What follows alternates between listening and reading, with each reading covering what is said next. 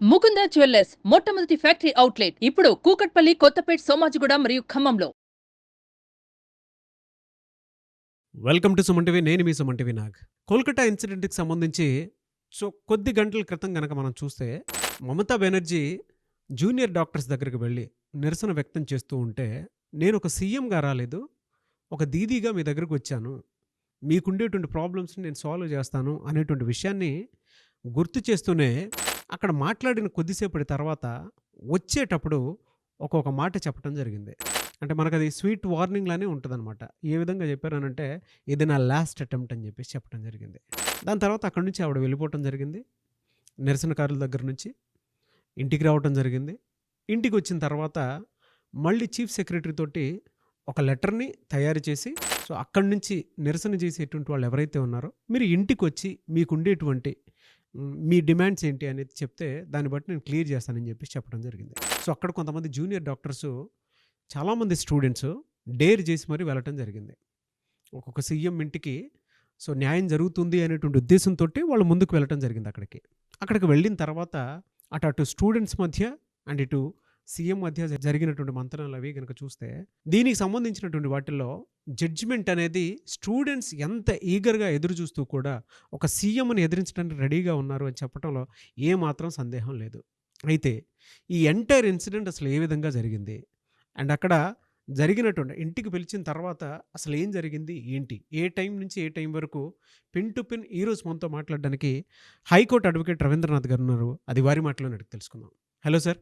Hi అండి నాగరాజ్ గారు. Junior doctors and దాంతోపాటు సీఎం మమతా బెనర్జీ ఇంటికి వాళ్ళు వెళ్ళటం జరిగింది. అక్కడ జరిగినటువంటి ఒక్కొక్క సినిమాటిక్ పరిణామం అయితే చోటు చేసుకుందని చెప్పేసి చెప్పాలి. అంటే వాళ్ళు కొంత భయపడో లేదు అని అంటే, ఈవిడ లోపల ఉండేటువంటి అజెండాని ఈవిడ ప్రొజెక్ట్ చేద్దాం అనుకునేటువంటి ప్రాసెస్లో తెలియకుండానే మధ్యలో కొన్ని సినిమాటిక్ ఈ ప్రాసెస్ ఏదైతే ఉందో మంతనాలు ఆ విధంగానే జరిగి అక్కడితోనే ఆగిపోయాయి. ఏం జరిగింది అసలు? ఈరోజు సెప్టెంబర్ 14 మధ్యాహ్నం 1 గంటకి మమతా బెనర్జీ గారు డైరెక్ట్గా ఎక్కడైతే నిరసనకారులు ఆ ధర్నా చేస్తున్న ప్రదేశానికి స్వాస్థ్య భవన్ దగ్గర వేలాది మందిగా నిరసన చేస్తున్న వ్యక్తుల దగ్గరకు వచ్చి ఒక చిన్న నోట్ చెప్పడం జరిగింది. మీ డిమాండ్స్ నెరవేరుస్తాను, నేను మీ దగ్గరకు ఒక సీఎంగా రాలేదు, ఒక దీదీగా వచ్చాను, కాబట్టి మీ యొక్క సమ్మెను విరమించండి అని చెప్పి రిక్వెస్ట్ చేస్తూ వెళ్తూ లాస్ట్లో ఒక మాట చెప్పారు. This is my last attempt అని చెప్తూ వెళ్ళిపోయారు. వెళ్ళిన తర్వాత తను మరలా తన ఇంటికి వెళ్ళి చీఫ్ సెక్రటరీతో అయినటువంటి మనోజ్ పంత్ గారి పేరు మీద ఒక లెటర్ ఇష్యూ చేశారు. ఈవినింగ్ 6 గంటలకి తన ఇంట్లో మీటింగ్ ఉంటుంది. ఇక్కడ ఎవరైతే నాయకులు ఉన్నారో వాళ్ళందరినీ ఇన్వైట్ చేస్తూ ఒక రిక్వెజేషన్ లెటర్ అయితే రావడం జరిగింది. దీన్ని రిసీవ్ చేసుకున్నటువంటి ఈ నిరసనకారులు చాలా హ్యాపీ మూడ్లో ఇమీడియట్గా అక్కడ నుంచి బయలుదేరి వెళ్ళారు. వీళ్ళు ఏం చేశారంటే, ఈ స్వాస్థ్య భవన్ దగ్గర నుంచి కాళీఘాట్ అనే ప్రాంతానికి వెళ్ళాలి. ఈ మధ్యలో ఏం చేశారంటే, వీళ్ళు ఈ హజ్రా రోడ్డు మీదుగా ఈ హరీష్ చటర్జీ అనే రోడ్డు మీదుగా వీళ్ళు అంటే ఈ రూటు అలా ట్రాఫిక్ క్లియర్ చేశారు. ఒక బస్సులో మోర్ దాన్ ఒక 35 to 40 మెంబర్స్ ఉన్నటువంటి నాయకుల బృందం కాళీఘాట్కి చేరుకునేసరికి 6 గంటల 40 నిమిషాలు అయింది. వీళ్ళు ఆ ప్రదేశానికి వెళ్ళేసరికి ఏం చేశారంటే, టైమింగ్ యాక్చువల్గా మనం 6 అనుకున్నాం, కానీ దీనికి కాస్త లేట్ అయింది కాబట్టి మీరు రావడం ఇది 7 o'clock షెడ్యూల్గా పెట్టడం జరిగింది. సో అప్పటి వరకు ఏం చేశారంటే, మమతా బెనర్జీ గారి ఇంటి బయట వీళ్ళందరూ వెయిట్ చేస్తూ ఉన్నారు. ఈ మీన్వేల్ ఏం చేశారంటే, ఎవరైతే చీఫ్ సెక్రటరీ ఈ మనోజ్ పంత్ గారితో ఒక చిన్న ఇంటరాక్షన్ జరిగింది వాళ్ళకి. వీళ్ళేమంటారంటే, నిరసనకారులు మేము తప్పనిసరిగా దీన్ని వీడియో రికార్డ్ చేస్తాం, అట్ ద సేమ్ టైం ఆ మొబైల్స్ కూడా అలౌట్ చేయమని చెప్పి రిక్వెస్ట్ చేయడం జరిగింది. అయితే ముఖ్యమంత్రి గారి తలక భద్రతా సిబ్బంది ఏం చేశారంటే, వీళ్ళ మొబైల్స్ని వాళ్ళ కస్టడీలో తీసుకున్నారు. ఎవరైతే వీడియోగ్రాఫర్స్ ఇచ్చారో వాళ్ళని లోపలికి అనుమతి ఇవ్వలేదు. ఈ 40 మంది కూడా వెళ్ళి ఒక ఫ్రంట్ ఆఫీస్లో వెయిట్ చేయడం జరిగింది. ఈలోగా ఈ మీన్వేల్ ఇక్కడ ఆల్రెడీ సిఎస్ మనోజ్ పంత్ గారు, హెచ్ఎస్ అయినటువంటి నందిని చక్రవర్తి గారు, ఎంఓఎస్ అయినటువంటి చంద్రికా భట్టాచార్య గారు, డీజీపీగా ఉన్నటువంటి రాజీవ్ కుమార్ గారు, ఇట్లా ఉన్నతాధికారులు అందరూ కూడా ఆ హాల్లో ఉన్నారు. మమతా బెనర్జీ గారు కన్వే చేశారు, ఇంతమంది వచ్చారు, ఇట్లా మీటింగ్ వచ్చారని చెప్తే మమతా బెనర్జీ గారికి రిక్వెషన్ కూడా పంపించారు. వాళ్ళు లైవ్ స్ట్రీమింగ్ అడుగుతున్నారు, ప్రత్యక్ష ప్రసారాలను అడుగుతున్నారంటే మమతా బెనర్జీ గారు లోపల నుంచి దాన్ని రిజెక్ట్ చేశారు సార్, నిర్ద్వందంగా రిజెక్ట్ చేశారు. ఇది లైవ్ స్ట్రీమింగ్ చేయడానికి కుదరదు, ఎందుకంటే ఈ ఇష్యూ అనేది జ్యుడిషియల్లో ఉంది. సో నేను ఇప్పుడు వచ్చి మాట్లాడలేను దీనికి సంబంధించి, దీన్ని లైవ్ స్ట్రీమింగ్ కుదరదు, ఇది వీడియో రికార్డ్ చేస్తాం. ఈ వీడియో రికార్డ్ని యాస్టీస్గా మేము సుప్రీంకోర్టు తాలూకా రేపు ఎలాగో 17th తర్వాత ఉంది కాబట్టి వాళ్ళు ఇచ్చిన టైంలో మేము దీన్ని ప్రొడ్యూస్ చేస్తాం. ఇమీడియట్గా సుప్రీంకోర్టు ఓకే అంటూ అప్పుడు ఈ యొక్క వీడియో క్లిప్ని మేము రిలీజ్ చేస్తాం. అప్పటి వరకు మన యొక్క చర్చలాగా ఉంటాయని చెప్పి లోపల నుంచి మమతా బెనర్జీ గారు చెప్పడం జరిగింది. అయితే బయట ఉన్నటువంటి నిరసనకారులు దీనికి తిరస్కరించారు. డెఫినెట్గా ట్రాన్స్పరెన్సీ ఉండాలి. ఎందుకంటే మేము వేలాది మందికి మేము సమాధానం చెప్పాలి. మా తరపున సుమారుగా 35 రోజుల నుంచి చాలామంది వెయిట్ చేస్తున్నారు కాబట్టి డెఫినెట్గా మేము వాళ్ళకి సమాధానం చెప్పాలి అని చెప్తూ వాళ్ళు ఏం చేయాలని చెప్పి తర్జన భర్జనలో వీళ్ళు బయట వెయిట్ చేస్తున్నారు. ముందుకు వెళ్ళాలా లైవ్ స్ట్రీమింగ్ లేకుండా, లేక అక్కడే వెయిట్ చేయాలా అన్న సందిగ్ధ అవస్థలో స్టూడెంట్స్ వెయిట్ చేస్తున్నారు. ఈలోగా టైం గడుస్తూ ఉంది. సో ఈ సిచ్యుయేషన్లో ఇలా ఉంటుండగా సడన్గా బిధాన్ నగర్ డీసీపీ అనీష్ సర్కార్ గారు ఒక ప్రెస్ నోట్ రిలీజ్ చేశారు. ఇక్కడ వీళ్ళు వెయిట్ చేస్తున్నారు, మమతా బెనర్జీ గారు లోపల వెయిట్ చేస్తున్నారు. ఇదే సమయంలో బిధాన్ నగర్ డీసీపీ అనీష్ సర్కార్ గారు ఒక ప్రెస్ నోట్ రిలీజ్ చేశారు, ఒక న్యూస్ కూడా రిలీజ్ చేశారు. ఏంటంటే డాక్టర్స్ యొక్క నిరసన జరుగుతున్న స్థలంలోకి కొంతమంది రౌడీ మూకలు ప్రవేశించి వీళ్ళని నిర్వీర్యం చేయాలి. అక్కడ వాళ్ళని కొంతమంది చంపడమో కొట్టుకోవడం ఇట్లా జరిగిందనుకోండి, దీని యొక్క తీవ్ర తగ్గుతున్న ఉద్దేశంతో కొంతమంది రౌడీలు అందులో జాయిన్ అయ్యి వీలైతే వాళ్ళ గట్టిగా బలప్రయోగం చేసే ఉద్దేశంతో కూడా, అంటే వీళ్ళు కొట్టుకోవడం అనమాట. There is a different situation. మన సినిమాలో చూస్తాం ఇట్లాంటి సంఘటనలన్నీ కూడా. సో దీన్ని మేము ఇప్పుడు జస్ట్ బ్రేక్ చేసాం. దీనికి సంబంధించి సంజీవ్ దాస్ అనే వ్యక్తిని మేము అరెస్ట్ చేసాము. వాళ్ళిద్దరు మాట్లాడుకున్న ఆడియో క్లిప్లు కూడా మా దగ్గర ఉన్నాయని చెప్తూ, బట్ బీ డేంజరస్ సిచ్యువేషన్స్ ఇలాగా ఉంటే ఈ పరిస్థితి ఎక్కడికైనా దారి తీయొచ్చు అని చెప్పి అక్కడ డీసీపీ అయినటువంటి అనీష్ కుమార్ గారు, ఈయన బిధాన్ నగర్ డీసీపీ అనీష్ కుమార్ గారు ఒక న్యూస్ కూడా ఇదే టైంలో రిలీజ్ చేశారు, ఇక్కడ చర్చలు జరుగుతున్న సమయంలోనే. ఈలోగా నిరసనకారులు కంటిన్యూ చెప్తున్నారు, మేమైతే లైవ్ స్ట్రీమింగ్ తప్పించి మేము వీడియో రికార్డింగ్కి మేమైతే అలౌ చేయము. డెఫినెట్గా వేలాది మందికి మేము సమాధానం చెప్పాలి. మా కోసం ఎంతోమంది 30 రోజులుగా ఇల్లు వాకిలు వదిలేసి రోడ్ల మీద మేము డిమాండ్ చేస్తున్నాం కాబట్టి దేశం మొత్తం అండి, దేశం మొత్తం కూడా. సో డెఫినెట్గా మాకు లైవ్ స్ట్రీమింగే కావాలి అని వాళ్ళు డిమాండ్ చేస్తుంటే లోపల నుంచి మాత్రం ఇటువంటి వీళ్ళకి పాజిటివ్ రెస్పాన్స్ రాలేదు. మధ్య వచ్చినటువంటి ఉన్నతాధికారులందరూ కూడా దీనికి మమతాజీ దీదీ ఒప్పుకోవట్లేదు దీనికి, ఎందుకంటే ఇది జ్యుడిషియల్లో ఉంది, మీరు అర్థం చేసుకోండి అని చెప్పి వాళ్ళు కూడా రిక్వెస్ట్ మెథడ్లో చెప్పడం జరిగింది. సో ఇక్కడ నుంచి జరిగిన సిచ్యుయేషన్స్ చాలా పరిణామాలు మారే. నేను దాన్ని మీకు టైంలలో చెప్పే ప్రయత్నం చేస్తాను. అప్పుడు సమయం సుమారుగా 8:25 మమతా బెనర్జీ గారు బయటకు వచ్చారు. బయటకు వచ్చి అంటే నీ యాస్టీజ్ వర్డ్స్ ఎలా ఉన్నాయి అలాగే చెప్పే ప్రయత్నం చేస్తున్నాను నాగరాజు గారు. తను ఏం చెప్తున్నారంటే 2 చేతులు జోడించి నేను క్షమాపణతో వేడుకుంటున్నాను, లోపలికి రండి మాట్లాడుకుందాం అని, సమావేశాన్ని ప్రారంభించుకుందాం రండి అని చెప్పి ఒక రిక్వెస్ట్ చేశారు. వాళ్ళకి వీళ్ళకి మధ్యలో ఉన్నటువంటి ఆఫీసర్స్ ఉన్నారు, మమతా బెనర్జీ గారు ఇటున్నారు, అటువైపు వీళ్ళందరూ కూడా వర్షం తడుస్తూ వాళ్ళు వెయిట్ చేస్తున్నారు. నేను రిక్వెస్ట్ చేస్తున్నాను కదా, మొత్తం రికార్డ్ చేస్తాం రండి, కానీ వీడియో మాత్రం విడుదల చేయలేం.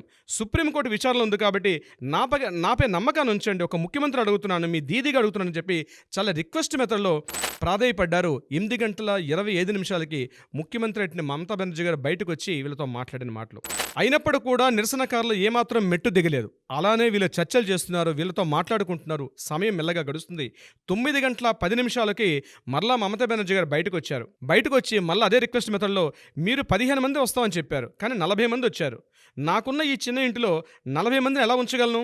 అయినా పర్లేదు రండి, కనీసం వచ్చి టీ తాగండి, వర్షంలో తడుస్తూ ఉన్నారు, నేను ప్రాధేయపడి అడుగుతున్నాను, దయచేసి రండి, ఇక్కడే సిఎస్ డీజీపీ హెచ్ఎస్ అందరం వెయిట్ చేస్తున్నాం, రండి, కూర్చోడానికి కూడా ఏర్పాట్లు చేశాం, ప్లీజ్ రండి, వచ్చి కనీసం టీ త్రాగండి అని ఆమె ముకులిత హస్తాలతో చేతులు జోడించి ప్రాధేయపడడం జరిగింది.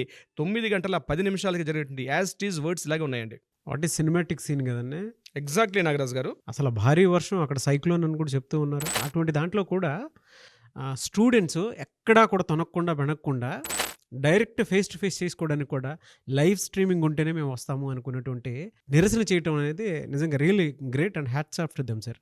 స్టూడెంట్స్ ఎవరైతే ఈ నిరసన చేస్తున్న నిరసనకారులందరూ కూడా వీడియో స్ట్రీమింగ్ లేకుండా మేము బయటికి వెళ్ళడానికి కుదరదు, మేము వేల మందికి సమాధానం చెప్పాలి దీది, మీరు తప్పనిసరిగా మమ్మల్ని యాక్సెప్ట్ చేయని చెప్పి ఇటు నుంచి వీళ్ళు కూడా అదే రిక్వెస్ట్ మెథడ్లో వీళ్ళు కూడా కోరడం జరిగింది. మధ్యలో ఆఫీసర్స్ ఉన్నారు, ఇటు మమతా బెనర్జీ గారు ఇంటి బయట వెయిట్ చేస్తున్నారు, మీడియా కొంతమంది ఎవరైతే అలౌ చేస్తారో అఫీషియల్ మీడియా పర్సన్స్ కూడా వెళ్ళడం జరిగింది. ఇది కంటిన్యూ డిస్కషన్ జరిగింది. మరలా మమతా బెనర్జీ గారు లోపలికి వెళ్ళారు, ఆఫీసర్స్ కూడా లోపలికి వెళ్ళారు. ఈలోగా వీళ్ళు డిస్కషన్ చేసుకుంటున్నారు, ఏం చేయాలి పరిస్థితి. మరలా మేము వెనక్కి వెళ్తేనేమో నిరసనకారులకి మేము అపాలజీ చెప్పాలి, దీదీ ఒప్పుకోవట్లేదు, పరిస్థితి ఏం అర్థమవుతుంది. తనే ఆల్రెడీ మమతా బెనర్జీ గారు ఏం చెప్పారు, this is my last attempt అని చెప్పడం జరిగింది. సో ఒక నిర్ణయం ఎలా తీసుకోవాలని తెలియనటువంటి ఒక సందిగ్ధావస్థలో మొత్తం ఉండిపోయారండి. సో ఈ సమయంలో మొత్తం యావత్ రాష్ట్రం మొత్తం కూడా టీవీలకు అతుక్కుపోయినారండి. సోషల్ మీడియాలో లైవ్లు చూస్తున్నారు, ఏం జరుగుతుంది, నెక్స్ట్ మినిట్ ఏమవుతుంది అంటే ఆర్జికర్ మెడికల్ కాలేజీలో ఉన్నటువంటి సంఘటనని ఎక్కడి వరకు తీసుకొచ్చారు, ఇది నిజంగా డిమాండ్స్ ఒప్పుకుంటారా, డిమాండ్స్ ఒప్పుకోకుండా వీళ్ళు వెనక్కి వస్తారా, ఈ డిస్కషన్స్ ఇలానే ఆలోచిస్తున్నారు చాలామంది. డిస్కషన్ జరుగుతున్నాయి, హెవీ రెయిన్ పడుతోంది, అంబ్రెల్లాస్ అన్నీ ఇచ్చారు అక్కడ, అయినప్పటికీ వెయిట్ చేస్తున్నారు అక్కడ చాలామంది. ఈలోగా 9:25 27 ముందుగా సిఎస్ అండ్ మనోజ్ పంత్ గారు బయటకు వచ్చేసి వెళ్ళిపోయారు.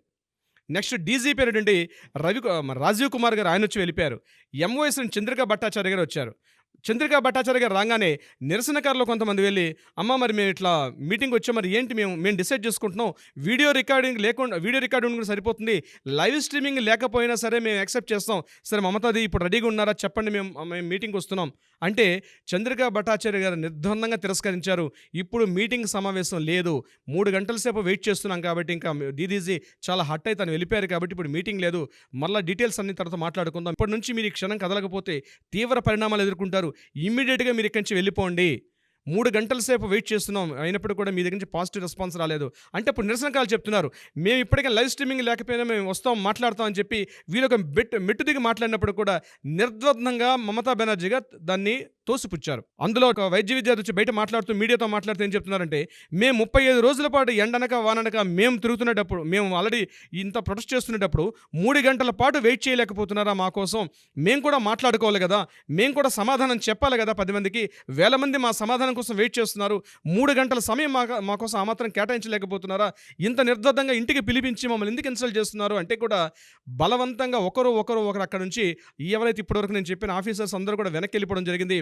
చంద్రికా భట్టాచార్య గారు వచ్చి మీడియా ముందుకు వచ్చేసి మీటింగ్ క్యాన్సిల్ అయిపోయింది, ఈ సమావేశానికి ఇక్కడితో క్లోజ్ అయిపోయినాయి, మిగిలిన విషయాలు దీదీ గారు బయటకు వచ్చి మిగిలిన విషయాలు తర్వాత చెప్తారు, ఇప్పటికైతే ఈ మీటింగ్ క్యాన్సిల్ అని చెప్పడం జరిగింది. నాగరాజ్ గారు వాట్ ఏ డ్రామా అండి అసలు. అంటే జనరల్గా ఇందులో మనం చూస్తే వాళ్ళు ఎలాగో ఒప్పుకోరు సార్, లైవ్ స్ట్రీమింగ్ లేకుండా మేము ఎందుకు వెళ్తాం అనేటువంటి విషయాన్ని స్టూడెంట్స్ మాట్లాడేటప్పుడే మనం చూసాము. ఈవెన్ మీరు యూట్యూబ్లో అంటే నేషనల్ మీడియాలో కొట్టినా కూడా కొన్ని వీడియోస్ క్లిప్పింగ్స్ అయితే మనకు తెలుస్తూ ఉంటాయి, లైవ్ స్ట్రీమింగ్ లేకుండా మేము ఇంట్లోకి వెళ్ళమనేటువంటి విషయం.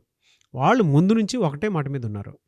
ఈవెన్ మొన్న ఆవిడ మాట్లాడేటప్పుడు కూడా లైవ్ స్ట్రీమింగ్ కావాలని చెప్పేసి కూడా అడగటం జరిగింది. మనం మాట్లాడినప్పుడు ఆవిడ స్టేట్మెంట్ కూడా పాస్ చేయడం జరిగింది, నేను రాజీనామాకు కూడా సిద్ధం అనేటువంటి స్టేట్మెంట్ని ఆవిడ పాస్ చేయడం జరిగింది. ఇలా వీళ్ళతో పాటు మాట్లాడుతూ కూడా ఆ రోజు కూడా లైవ్ స్ట్రీమింగ్ అడిగారు. ఆవిడకి తెలుసు లైవ్ స్ట్రీమింగ్ అనేది జరిగితేనే లోపలికి వచ్చి మాట్లాడతారు అనేటువంటి విషయం, వీళ్ళు ఒప్పుకోరని తెలుసు. ఆవిడ కూడా ఒక గేమ్ అన్నట్టే కంప్లీట్గా, అంతే కదా సార్. ఇప్పుడు దీనికి సంబంధించి మనం గట్టిగా మాట్లాడుకోవాలి అని అంటే వాళ్ళు ఎలాగో ఒప్పుకోరు, నేను కాళ్ళబేరానికి వెళ్ళి బతిలాడాను, వాళ్ళు ఒప్పుకోలేదు, నేను రిజెక్ట్ చేశాను, నేను మీటింగ్ క్యాన్సిల్ చేసుకున్నాను, ఇందులో తప్పే ఉంది అని చెప్పి చెప్పుకోవడం. ఇక్కడ ఇంట్రెస్టింగ్ పాయింట్ నాగరాజ్ గారు, ఈ సంఘటన మొత్తాన్ని మనం పరిశీలించి దగ్గరగా చూస్తే వీళ్ళు 5 డిమాండ్లు రైజ్ చేస్తున్నారు. అందులో ప్రధానమైన డిమాండ్ ఏంటి, సిపి రాజీనామాను కోరుతున్నారు. ఎందుకు 14వ తారీఖు నాడు ఆర్జికర్ మెడికల్ కాలేజీ మీద ఒక మూకుమ్మడిగా దాడి చేసి సాక్ష్యాధారాలను తారుమారు చేశారు కాబట్టి, ఈయన సిపి స్థాయికి ఈయన అనర్హుడు కాబట్టి ఇమ్మీడియట్గా ఆయన రాజీనామా కోరుతూ మరికొంతమంది ప్రభుత్వ అధికారులు ఎవరైతే ఉన్నారో ఆ యొక్క ఆర్జికర్ మెడికల్ కాలేజ్ సంబంధించి కొంతమంది ఆఫీసర్స్ ఎవరున్నారో వాళ్ళందరి యొక్క రాజీనామా కోరారు. సో ఇక్కడ కీ పాయింట్ ట్విస్ట్ ఏంటంటే, యాజ్ బీయింగ్ ఎన్ అడ్వకేట్గా నాకు కామన్ ఒక డౌట్ ఏంటంటే నాగరాజ్ గారు, ముఖ్యమంత్రిగా రిజైన్ చేయడానికి కూడా సిద్ధపడినటువంటి మమతా బెనర్జీ గారు ఒక సిపిని రిజైన్ చేయలేకపోతారా? కేవలం అక్కడ ఉన్న ప్రభుత్వ అధికారులు రాజీనామా చేయలేకపోతారా? ఏంటి దీంట్లో ఉన్న ట్విస్ట్ అండి? అట్లీస్ట్ వీళ్ళు 5 డిమాండ్లతో ముందుకు వచ్చారు, అట్లీస్ట్ ఒక 2 డిమాండ్ లెస్, నేను సిపిని రాజీనామా చేపిస్తున్నాను, ఇది నా అధికారం, నా చేతిలో ఉన్న అధికారంతో సిపిని రాజీనామా చేయించే అధికారం లేదా? అక్కడ ఉండే ప్రభుత్వ అధికారం రిజైన్ చేసే అధికారం లేదా? ఇది స్మాల్ థింగ్ అండి. అట్లీస్ట్ వాళ్ళు అడిగిన 5 డిమాండ్లు వీళ్ళు ఒకటే మొదటి నుంచి అడుగుతున్నారు, విక్టిమ్ని బాధితురాలకి సరే న్యాయం జరగంటే సరే కోర్టులో ఉంది, మీరు రాజీనామా చేయించండి, మీరు బాధితులకి ఒక ఎవరైతే పేరెంట్స్ ఉన్నారో వాళ్ళకి న్యాయం చేయండి అడిగినప్పుడు సిపి రాజీనామాకి ఎందుకు చేయించకుండా ఈవిడ మంకుపట్టుకు ఎందుకుంటున్నారు? తను రాజీనామా చేయడానికి సిద్ధం అని చెప్తున్నారు కానీ సిపిని రాజీనామా చేయడానికి ఎందుకు సిద్ధపడట్లేదు? ఇది వేలాది మంది మెదలను తొలుస్తున్న ఏకైక ప్రశ్న. బహుశా రేపు మీడియాలో ఇదే వస్తుంది ఆన్సర్ని. నాకు ఇది ముందే తడుతుంది నాగరాజ్ గారు, ఈరోజు నాకు అదే తడుతుంది. ఈ ఇదంతా వ్యవహారం చూస్తుంటే చిన్న స్మాల్ అండి, వాళ్ళు 5 డిమాండ్స్ అడిగారు, అట్లీస్ట్ ఒక 2 డిమాండ్లు, ఎస్ నేను ముందుకు వస్తున్నాను, నేను రాజీనామాకి సిద్ధపడినప్పుడు సిపిఎన్ రాజీనామా చేయని చెప్పడం పెద్ద ఆమెకు అధికారం లేదా? ఆమెకు అర్హత లేదా? ఆమెకు ఉన్నటువంటి అధికార స్థాయిలో ఈజీగా చేయించగలుగుతుంది. నేను రిజైన్ చేయడానికి రెడీగా ఉన్నాను, కానీ అక్కడ ఉన్నటువంటి కొన్ని పరిస్థితుల దృష్ట్యా నేను చేయలేకపోతున్నాను ఆయన సిద్ధపడినప్పుడు ఈవిడ మాత్రం ఎందుకు వంకపట్టి ఆ యొక్క డిమాండ్ ఎందుకు చేయలేకపోతుంది? అట్లీస్ట్ అది చేసినా సరే నిరసనకారులు ఒక కంట్రోల్కి వస్తారు కదా, డెఫినెట్గా వాళ్ళు కూడా ఒక ఆనందం ఉంటుంది. అరే 35 రోజులుగా మేము ఇంత నిరసన చేస్తున్నాము, అట్లీస్ట్ మేము ఇచ్చిన 5 డిమాండ్స్లో అట్లీస్ట్ ఒక డిమాండ్ అయినా మేము నెరవేర్చుకున్నాం అని చెప్పి వాళ్ళు రేపట్లోగా వాళ్ళు మరలా వెళ్ళి వాళ్ళ డ్యూటీస్లోకి వాళ్ళు వెళ్తారు కదా. బట్ ఈ చిన్న పని కూడా చేయలేకపోతుంది మమతా బెనర్జీ గారు. దీని వెనకాల ఏముంది? దీని వెనకాల ఏం అంతర్గత కుట్రుంది అంటే, తన పార్టీలో ఉన్నటువంటి వ్యక్తులు తిరుగుతున్నారు, రాష్ట్ర వ్యాప్తంగా అందరూ చూస్తున్నారు. ఈ స్మాల్ దేశవ్యాప్తంగా ప్రపంచవ్యాప్తంగా కూడా ఇంత యాజిటేషన్స్ వస్తున్నప్పుడు ఎందుకు ఈరోజు చర్య తీసుకోలేకపోతుంది ఆవిడ? సో ఇది తెలియని ఒక పెద్ద $1 మిలియన్ క్వశ్చన్ ఇది యాక్చువల్గా. ఎందుకు మమతా బెనర్జీ గారు తన మంకు పట్టు విడట్లేదు? చేతులు జోడించి ప్రాధేయపడుతున్న అడుగుతున్నారు ఆవిడ. లోపలికి రండి, టీ తాగండి, లోపల రిక్వెస్ట్ చేసుకుంటారు. 2 చేతులు జోడించి తన ముఖ్యమంత్రి స్థాయిని మరిచి ఒక లేమెల్లాగా అడుగుతున్నారు. ఇంత స్థాయికి దిగజారుతున్నారు కానీ ఒక కమిషనర్ ఆఫ్ పోలీసులు ఎందుకు రిజైన్ చేయలేకపోతున్నారు? ఇది చాలా మందికి వచ్చే క్వశ్చన్ నాగరాజు గారు. ఇది ఎందుకు చేయలేకపోతున్నారు? తన అర్హత, తన స్థాయి మర్చి ముఖ్యమంత్రి క్యాంప్ ఆఫీస్ దగ్గర నుంచి నిరసనకారుల యొక్క ప్రదేశానికి వెళ్ళారు. ఇంటికి వచ్చిన నిరసనకారులకి తన 2 చేతులు జోడించి ముకులిత హస్తాలతో ప్రాధేయపడమని అడుగుతున్నారు. కానీ వాళ్ళు ఇచ్చిన 5 డిమాండ్స్లో అట్లీస్ట్ ఒక డిమాండ్ను కూడా నెరవేర్చుకునే ముందుకు రాకపోవడానికి దీని వెనకాల క్వశ్చన్ అంటే అర్థం కాక ఇంటెలిజెన్స్ వర్గాలు మొత్తం తల పట్టుకొని చూస్తున్నాండి. ఏంటి జరుగుతుంది ఇక్కడ?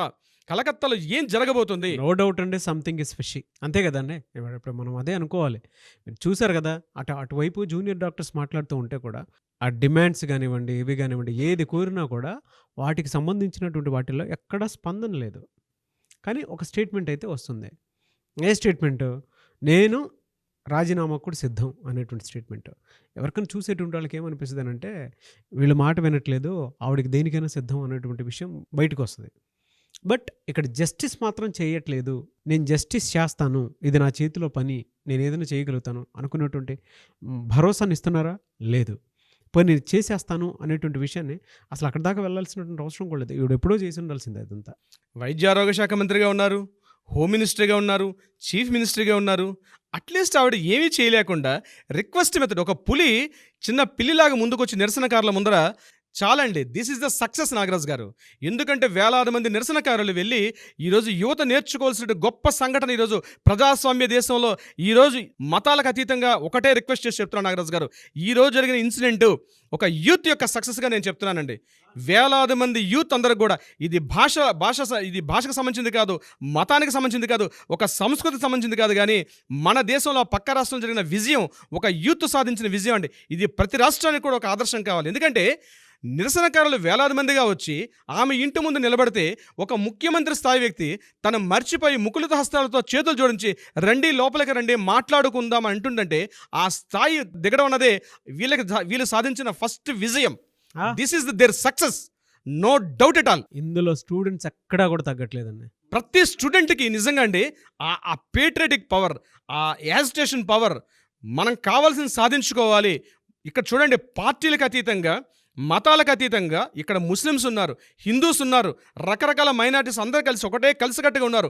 మాకు డిమాండ్స్ ఏంటి? 5 డిమాండ్స్ కావాలి. విక్టిమ్కి అన్యాయం జరగకూడదు, న్యాయం జరగాలి. ఎవడైతే అక్యూజ్ ఉన్న వాడికి శిక్షింపజేయాలి, సిపి రాజీనామా చేయాలి. These are the main demands అండి. Proud of you junior doctors అండి, no doubt. Really hats off and proud of the junior doctors. ఇవాళ యూత్ వాళ్ళని చూసి నేర్చుకోవాల్సినటువంటి అంశాలు, పాఠాలు చాలా ఉన్నాయి. అంటే ఎంత బలంగా మనం న్యాయం కోసం నిలబడితే అవతల ఉన్నటువంటి పర్సన్ ఏ పవర్లో ఉన్నా కూడా మన దగ్గరకు వచ్చి కాళ్ళబేరానికి వచ్చేస్తారు అనేటువంటి విషయం చెప్పడంలో ఏమాత్రం సందేహం లేదు. దీన్ని బట్టి అర్థం చేసుకోవచ్చండి. అక్కడ సంథింగ్ ఫిషీ ఏదో జరిగింది. ఆ గవర్నమెంట్కి సంబంధించి కూడా కొన్ని విషయాలు బయటపడేటువంటి అవకాశాలు, అవకతవకలు కూడా ఉండే ఉంటాయి, నో డౌట్. అందుకే దీనికి సంబంధించిందే ఆవిడ న్యాయం చెయ్యాలి అనుకున్నా కూడా న్యాయం చెయ్యలేని స్థితిలో ఉండి కూడా ఇలాంటి సినిమాటిక్ డ్రామాని అక్కడ నడుపుతున్నారు అనేటువంటి విషయం తెలిసిందే. బట్ అక్కడ ఉండేటువంటి జూనియర్ డాక్టర్స్ ఎవరైతే ఉన్నారో జస్టిస్ కోసం మనం ఏ విధంగా అయితే వాళ్ళతో పాటు ముందుకు వెళ్ళి నడుస్తూ ఉన్నామో, మనతో పాటు మన ఆడియన్స్ వస్తూ ఉన్నారో, we demand justice, we want justice అనేటువంటి ఉద్దేశంతో సో రేపటి మంచి కోసం ఒక్కొక్క మంచి నాందిని పలకబోతున్నారు అనేటువంటి ఎటువంటి సందేహం లేదు. ఎనీవేస్, థ్యాంక్ యూ అండి. Thank you so much Ravindranath గారు. Thank you so much Nagaraj గారు.